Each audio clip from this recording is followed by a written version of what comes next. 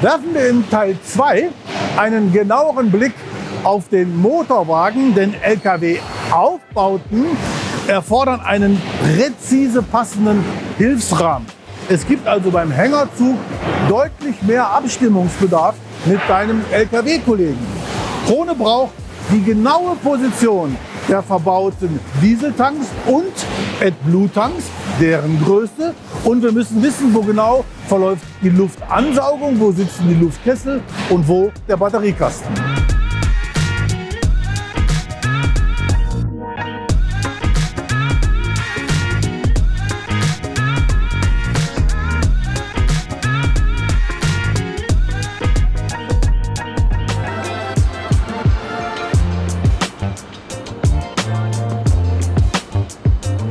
Um also wasserdicht jeglichen Missverständnissen vorzubeugen, braucht es so früh wie möglich eine Fahrgestellzeichnung von dem geplanten Lkw, der auch erst dann bestellt werden sollte, wenn alle Details mit der Krone-Technik abgeklärt und abgesegnet wurden.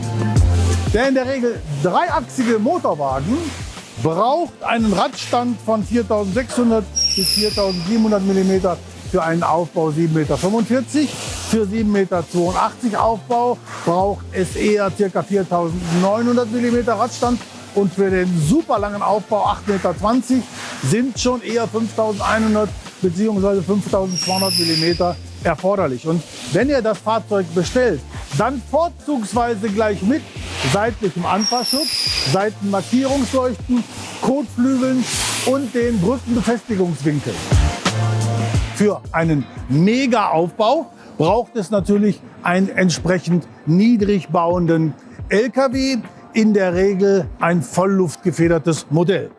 Für die Bereifung bietet sich an auf der Triebachse ein 295/60 R22.5 und auf der Nachlauflenkachse und der Lenkachse ein 355/50 R22.5. Aber wenn das alles zu viel und zu komprimierte Technik war, klärt alle Details in Ruhe, wie gewohnt, mit eurem Krone-Ansprechpartner.